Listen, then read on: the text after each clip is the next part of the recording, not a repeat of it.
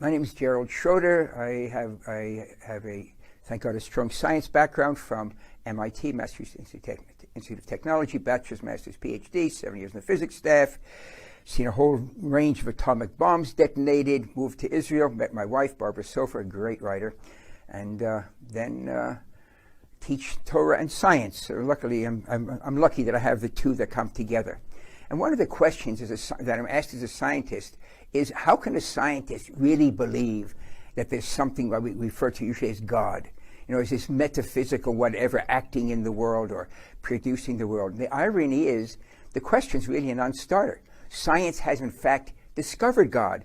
And you can talk to the hardline atheists and they will say, it looks like science has indeed discovered God. And how would that be? Well, if you take the trouble of going to the web and there type in WMAP, the initials for a satellite, it's a diagram that shows the development of the universe from the creation over time. It's a timeline. Every word on that diagram comes from the NASA site. It is the condensed knowledge of the scientific community of how the universe created and how it got to where we are today. Each of the lines, the vertical lines, is another billion years. Okay, you start from a burst of energy at the extreme left side of the diagram, and you end up at the far end with the oval. The oval is to indicate expansion in all directions. Of course, because it's a timeline, we can't show that on a single piece of paper. We see here, most amazingly, that on the extreme left edge, it shows a beginning to the universe. Now go back less than 50 years. If I were teaching that at Tech, a person could lose tenure saying that there was a creation of the universe. It sounds like it's Bible, because less than 50 years ago, the overwhelming scientific opinion was the universe is eternal. There was never a beginning. The Bible is wrong from the very first sentence. And then we discovered, suddenly, Arno Penzias and Robert Wilson, the Bell Labs in New Jersey, the northeast of the US, discovered the echo of the Big Bang, the energy left over, which George Gamow, 60 years ago, predicted that if there had been a universe created hot and small, it would have exploded, and the energy would get more and more dilute, and Penzias and Wilson, these Arno Penzias and Robert Wilson, discover this energy that had been predicted overnight.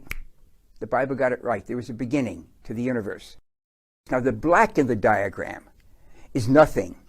It's not a vacuum. Vacuums are within that diagram, within that cone of expansion. Vacuums are empty space, and space is something. The black of the paper around the diagram is nothing. It doesn't fit in our human brain, because humans think in a box made of time, space, and matter/energy. No human, as clever as they might be, as expansive as they might be, thinks out of that box. So when we say outside that diagram is nothing, we can use the words, but we can't conceive of nothing. It doesn't fit in the human brain. How are we going to have this idea, is there a God or not? Notice that the creation force isn't the three-letter word G-O-D. If you look at the words carefully, it's a quantum fluctuations. That understanding was first brought down by Ed Tryon, brilliant human being, in the journal Nature, almost 40 years ago. The universe allows creation of something from nothing, provided you have the laws of nature, the quantum fluctuation. Tryon realized, and he published in the journal Nature, one of the two leading peer-reviewed journals in the world, that you can create something from absolute nothing, provided you've got the laws of nature, quantum physics and the laws of relativity. In other words, the laws of nature. So look what science has discovered. We can create the universe from absolute nothing, provided we have the forces of nature. Now, the laws of nature, the forces of nature aren't physical. They act on the physical. So if they create the universe, that means they predate the universe. So now we have a set of forces, we call them the laws of nature, that are not physical, that are able to act on the physical. They create the physical from absolute nothing. And they predate the universe, which means they predate our understanding of time. Put that together, it sounds very familiar. If you haven't noticed it, that's the biblical definition of God.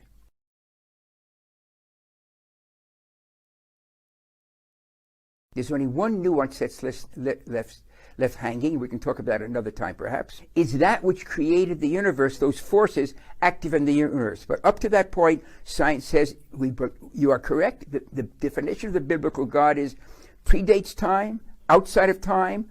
God is not a physical being, is a force, and it creates the universe. you'll notice that the opening chapter of Genesis, the only name for God is Elohim, God as manifest in the universe. Science has indeed discovered the biblical God. Well, we just need one part left, crucial.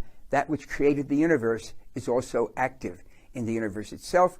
The very fact that you're watching this now pretty much establishes that point.